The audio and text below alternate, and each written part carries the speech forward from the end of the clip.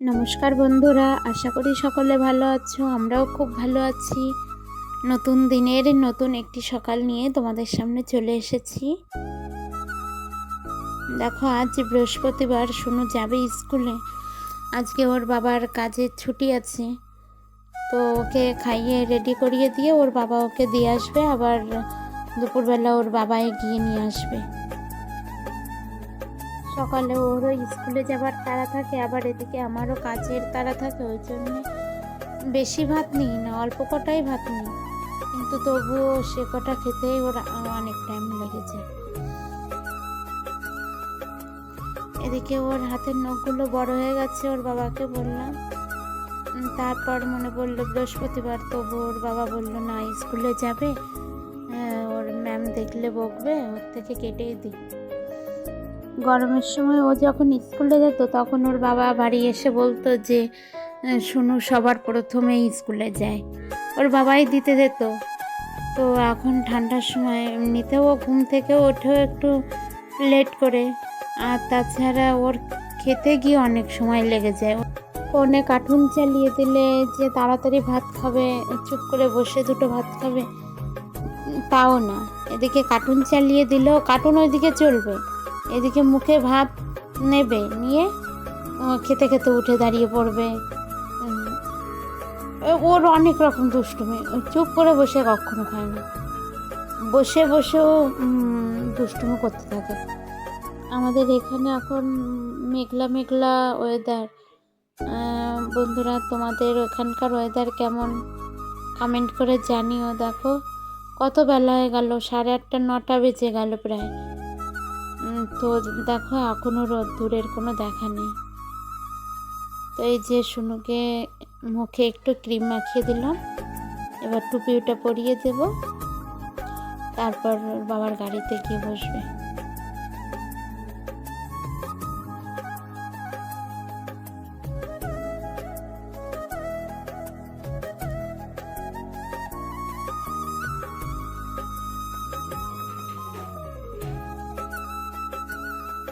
কখনো কখনো হয় কি, খাবার মুখে নিয়ে গাড়িতে করে স্কুলে যায়, তখনও চিবাতে চিবাতে যায়। ওইখানে স্কুলে ঢুকবে, তখন খাবারটা ফিনিশ করে ওর বাবা জল খাইয়ে দিয়ে তারপর ক্লাসে পাঠায়। এরকমও হয়, লেট হয়ে যায়, টাইম মতো না পৌঁছাতে পারলে আবার স্কুলের গেট বন্ধ করে দেবে। ওই জন্যে খাবার মুখে নিয়েই বেরিয়ে পড়ে।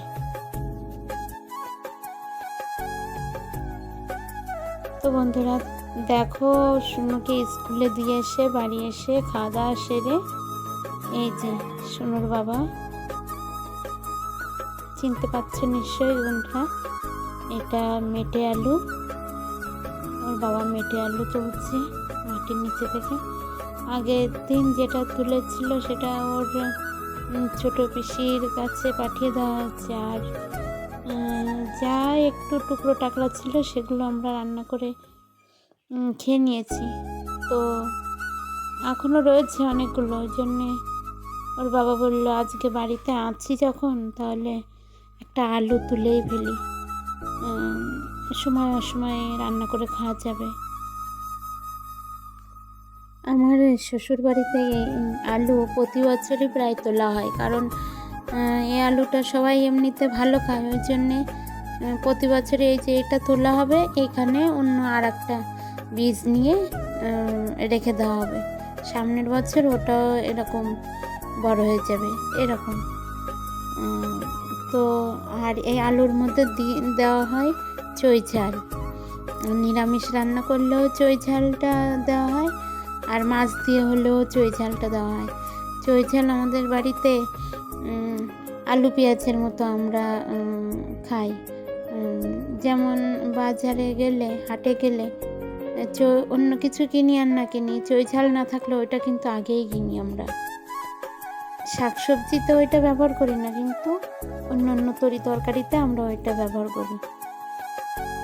তো এই আলুটা অনেক বড় আলু, আলুটা রেখে দেওয়া হয়েছিল, ওর বড় পিসি এসেছিল, ওর বড় পিসিদের জন্যে, ওদের উদ্দেশ্য করে, কিন্তু ওর পিসিরা এসে তেমন একদিন মাত্র ছিল, ওই জন্য আর আলুটা তুলিনি।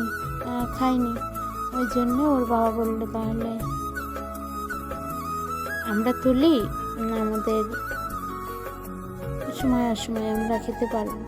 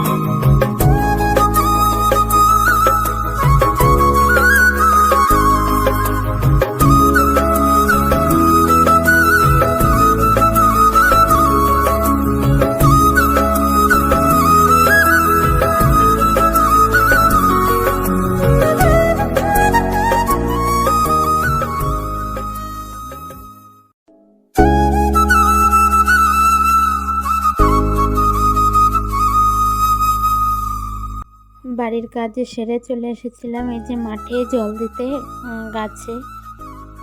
তো এই যে টমেটো গাছগুলো জল দেওয়া হচ্ছে এখন।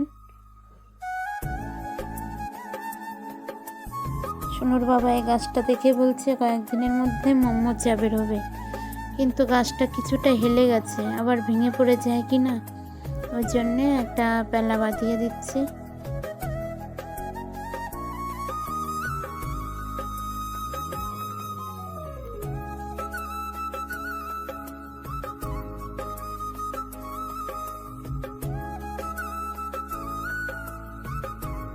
এই পাশে যে গাছটা দেখছো এইটাও প্যালা বাঁধানোর আগেই ও বলেছিল যে এটা মুচে আসার সময় হয়ে গেছে, পড়ে যায় কি না সেটা বলে ওই যে ওইটা দিয়েছিল, তারপরেই ওইটা মুচে এলো। এবার এটাও বলছে, দেখা যাক কবে মুচে আসে।